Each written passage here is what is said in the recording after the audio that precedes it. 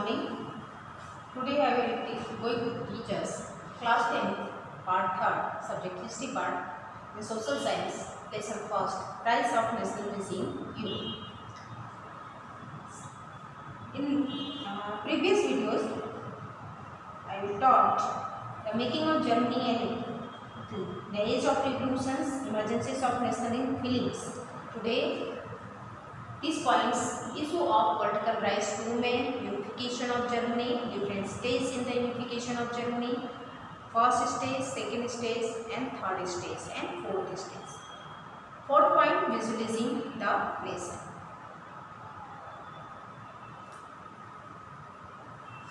Issue of political rights.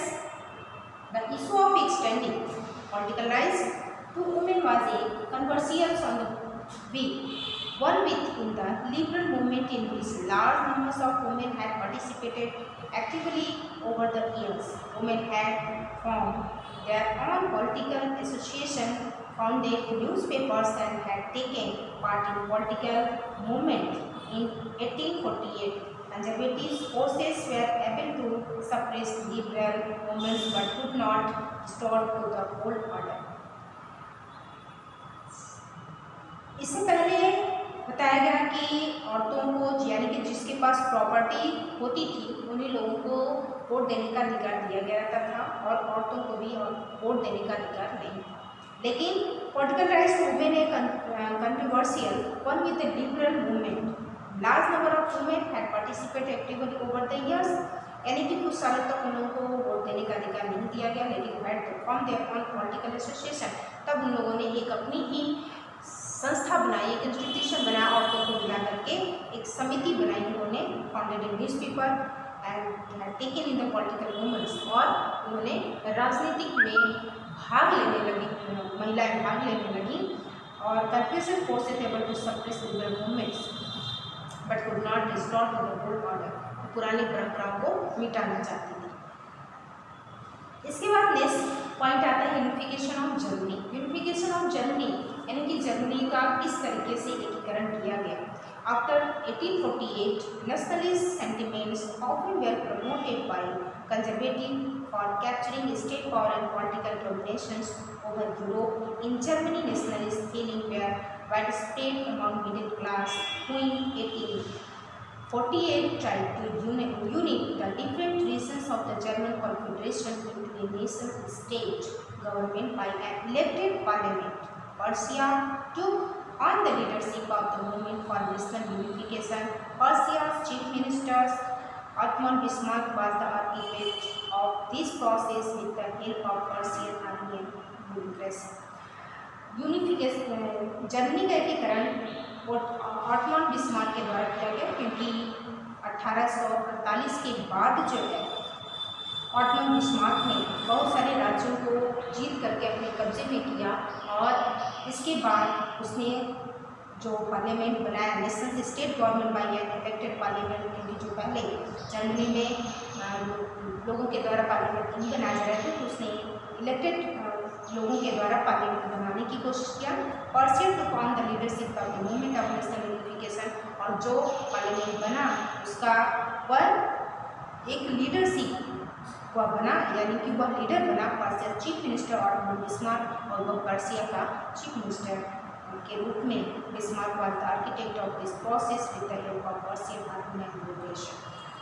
तो इस तरह से वह पर्सिया के आर्मी का इस तरह से लीडर भी बना और वहाँ के कुछ एडमिनिस्ट्रेशन शासन व्यवस्था को उसने चेंज भी कराया, जो कि नेपोलियन के समय के था. उसके बाद वह पर्सिया में आने के बाद उसने बहुत सारी चीज़ें चेंज की. Different stages in the unification of Germany.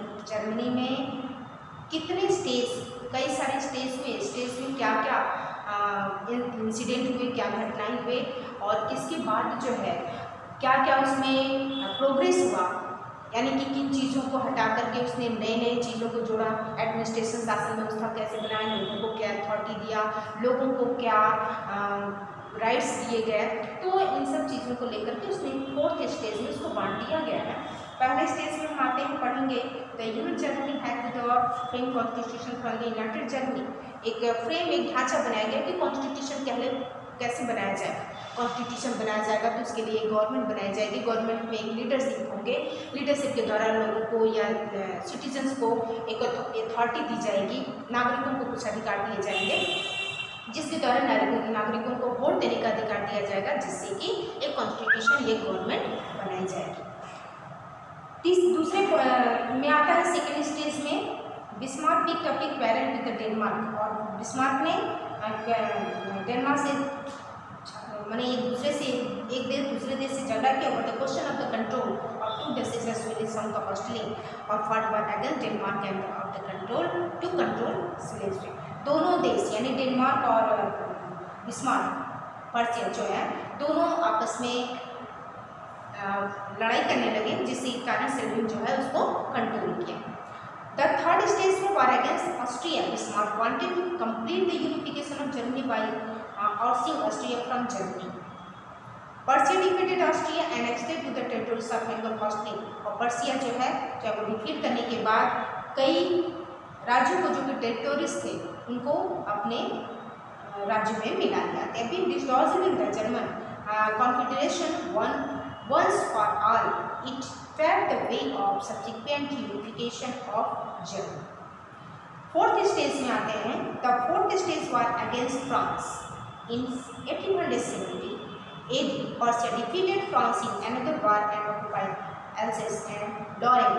The impact of Persia's impressive victories was so great that the other German states also joined the German Confederation, which recognized the Persian king as its hereditary head.